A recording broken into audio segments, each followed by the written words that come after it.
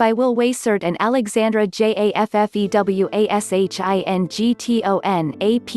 Union activist Terrence Wise recalls being laughed at when he began pushing for a national $15 per hour minimum wage almost a decade ago. Nearly a year into the pandemic, the idea isn't so funny.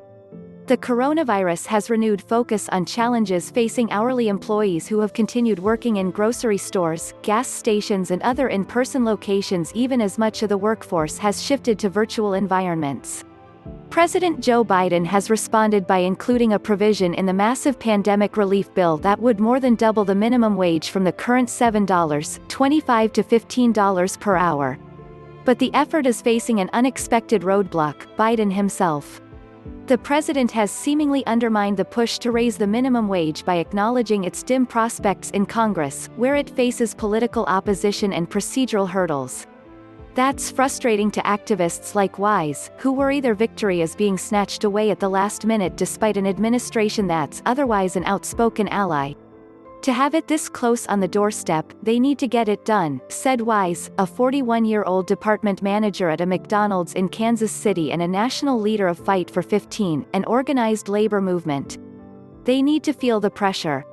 The minimum wage debate highlights one of the central tensions emerging in the early days of Biden's presidency.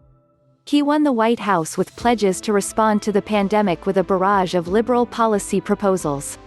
But as a 36-year veteran of the Senate, Biden is particularly attuned to the political dynamics on Capitol Hill and can be blunt in his assessments. "I don't think it's going to survive," Biden recently told CBS News, referring to the minimum wage hike. There's a certain political realism in Biden's remark. With the Senate evenly divided, the proposal doesn't have the 60 votes needed to make it to the floor on its own. Democrats could use an arcane budgetary procedure that would attach the minimum wage to the pandemic response bill and allow it to pass with a simple majority vote. But even that's not easy.